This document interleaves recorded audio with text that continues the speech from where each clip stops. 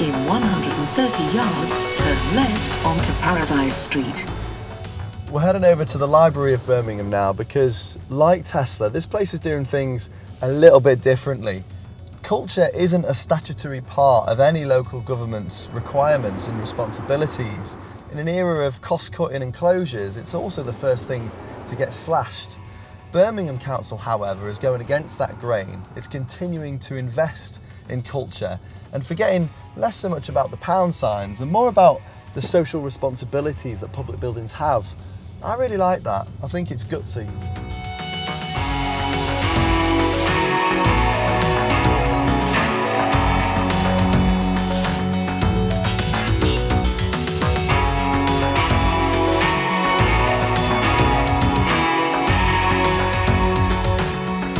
This is the biggest regional library in Europe. It holds more than 1 million physical books, including Shakespeare's first ever folio.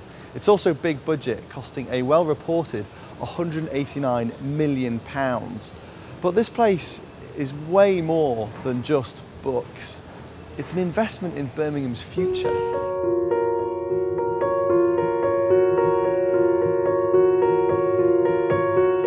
The project to develop a new city centre library for Birmingham really came about from a combination of two very practical reasons, and then on top of that we built a vision. The two practical reasons were firstly the desire of the City Council to see a redevelopment of the site on which the old library sits as part of its strategy for the big city plan for urban regeneration.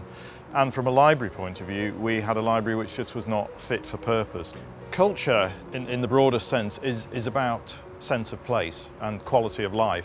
It's what, in the broader sense, makes life worth living. That's why people want to live in a city or in any particular location. We've got our own combined heat and power plant, which is a 35-litre gas turbine engine in the basement in a plant room. That creates our own electricity. The big use of energy, because behind the steel rings, the building actually is fundamentally a glass box.